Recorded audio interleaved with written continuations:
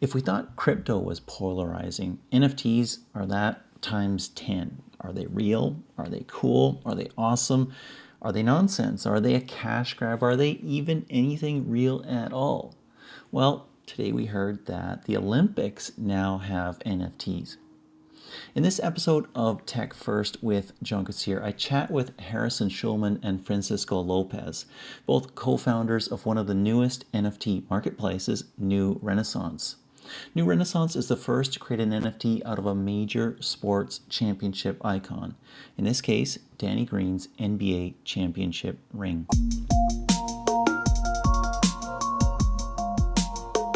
Excellent. Thanks, guys, for joining. Really do appreciate it. You have some cool news about a new NFT that you are launching or just dropped. Tell us about it. Yeah, we are really excited to have launched, I guess, 4 days ago now with Danny Green, three-time NBA champion, very multi-dimensional drop that incorporates a lot of different elements from asset to experience. And we're really excited about it. So essentially the drop, which is on our website, newrenaissance.io, is a one-of-one holographic version interpretation actually of Danny Green's ring, which is actually significant in and of itself because we had a little back and forth with the NBA and we're not granted the rights to be able to represent the true digital rendering of the championship ring itself, which created its own kind of culturally relevant story, especially in this world of, institution versus man, that brought a lot of interesting narratives to the table here. But that's the basis of our NFT is one holographic version of this ring, followed by an experiential element, which is the opportunity to play horse with Danny Green, which is pretty cool. And then, a philanthropic component, which is very near and dear to Danny and all of us, which is the ability to donate a portion of the proceeds to Blacks in Tech. And that's on our homepage. That's followed by 25 other NFTs that are created by up and coming artists who Danny was also, able to promote and shed light on, and they're extremely talented as well. And they did their own interpretation of Danny Green in the ring. Cool. So, at the risk of getting way too technical into legal speak and what lawyers love to talk about, what was the difference between what you actually did and what the NBA did not want you to do? Sure. And yeah, in case you could not tell by my first response, I'm being careful with my words, of course, because we're really respectful of Bro this. caution wins. Yeah, exactly. So the ring itself, the main changes were we had to take off some of the logos, including the NBA logo, as well as I think the biggest change that you would see if you went to our site is the Lakers logo on top of the ring, which we replaced with a basketball, which is pretty clever. I thought one of our team members came up with that idea, but those are the main differences between the ring itself and the NFT. That is really quite interesting because if I walk around with a camera and I snap a picture and it happens to be, somewhere where there's a Lakers logo in it or something like that, I own that picture. It's in a public place. I can take a picture of somebody in a public place as well as other things there. So it's interesting. I guess they have more lawyers than you do. So I guess rather than standing on principle and saying that here's an item in the real world that we're taking a representation of, you just decided, okay, whatever, we'll let them win on that one. Talk about Danny Green. You're a brand new company. I mean, you're literally a couple months old, and somehow magically, amazingly, you've got Danny Green as one of the key first NFTs that you're doing. How'd that happen? Yeah, absolutely. Definitely some serendipity there. And we met this person, Scott, that was working with Danny Green's team and was building this NFT experience, and that this idea of bringing together the augmented reality component with the hologram component. And we started talking about it. We met in person, and really for what the kind of NFT experience that they wanted to do, and they were talking to some of the biggest platforms out there, they couldn't support them. So was the fact that we could provide that white glove service and help support the drop, not only just in terms of the narrative, but especially in terms of the technology and all the integrations that were needed to do something like that, and to empower the NFT hologram. That I really think it made us work together and personalize the drop to what we have now. Cool. Um, Let's talk about NFTs in general. Obviously, they have massively taken off. We'll see if the current clawback in crypto prices cools that market just a little bit. When you're a paper, or maybe I should say digital multi-billionaire, who cares? 100 million here, 50 million there for a digital representation of something. So what? We'll see what happens with that. But let's talk about what makes an NFT an NFT and what makes that interesting for people. Who wants to hit that one?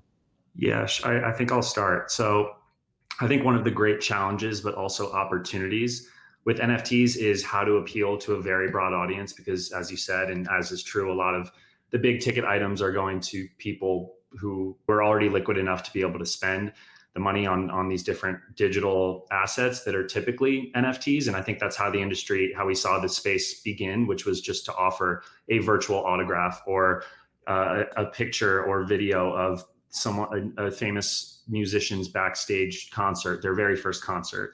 And I think where it's heading now, and where it's actually headed in the past few weeks, is incorporating these experiential components into the assets themselves, because those experiential opportunities, such as playing a game of horse with Danny Green and taking that in many different directions, that is something that money can't buy. And that is, I think, on all levels of this spectrum of fandom, something that is definitely going to be leveraged not just by creators themselves, but also by brands.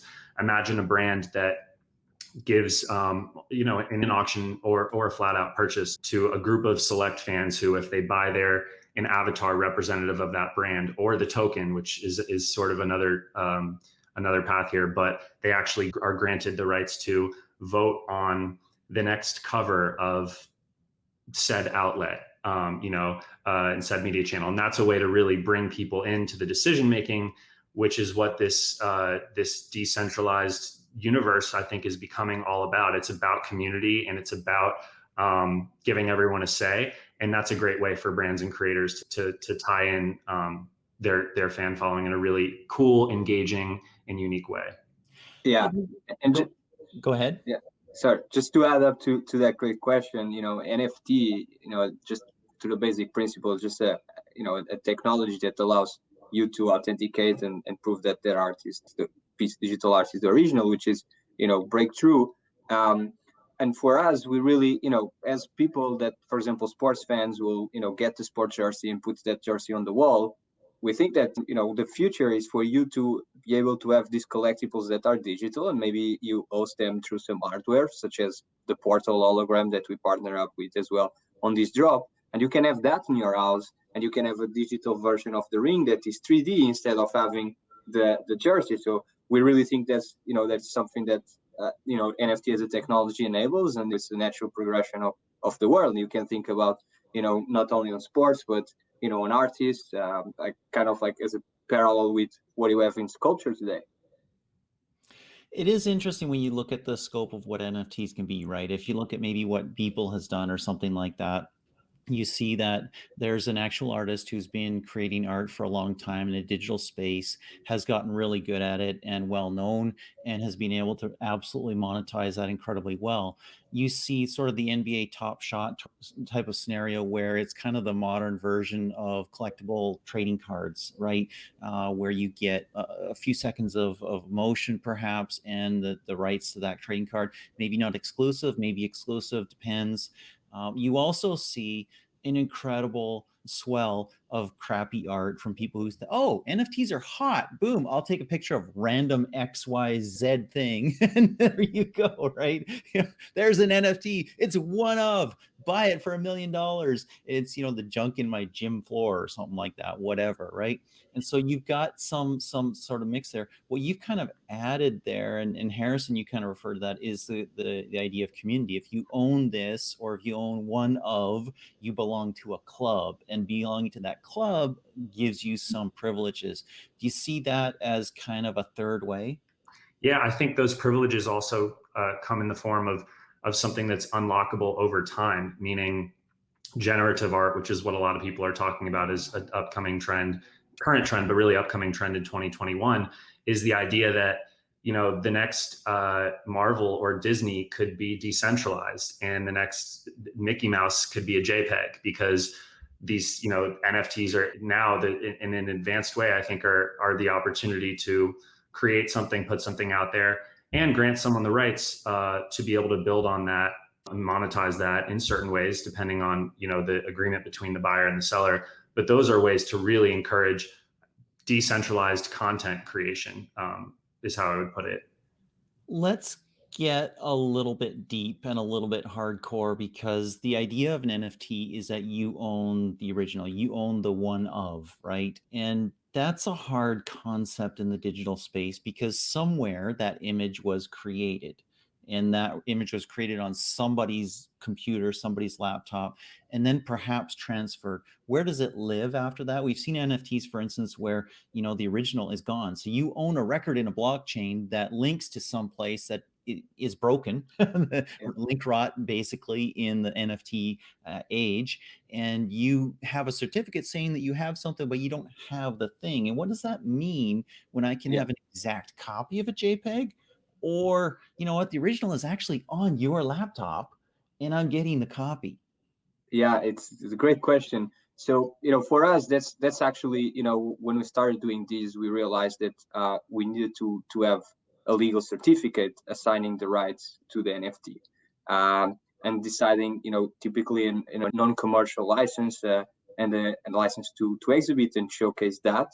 So that's why, we built this legal contract with Morgan Lewis as our legal advisors, and it goes on the NFT in all our drops, and is signed by the artist and establishes well the copyrights frameworks. And then the other question that you kind of mentioned there is, where does this link? Is the NFT, where is it going to? And for us, we thought about that, and we didn't want to host on something centralized. So we got it, going more technical here, but on the IPFS, and the link is on metadata on the token itself. So that's the way we kind of thought about that topic. And so IPFS is Interplanetary File System, is that? Yes. Okay, excellent. I thought I had that right, but I wanted to make sure. Go ahead, Aris. I was just gonna. That's exactly what I would have said. And the one thing I would add too is that I think what we'll see in the future of this space, and really in the next few months or so, probably, is there are many platforms with many different angles. Everyone wants to be the fastest horse. We are about white glove service, which is something that does differentiate us from some of the bigger fish in the market.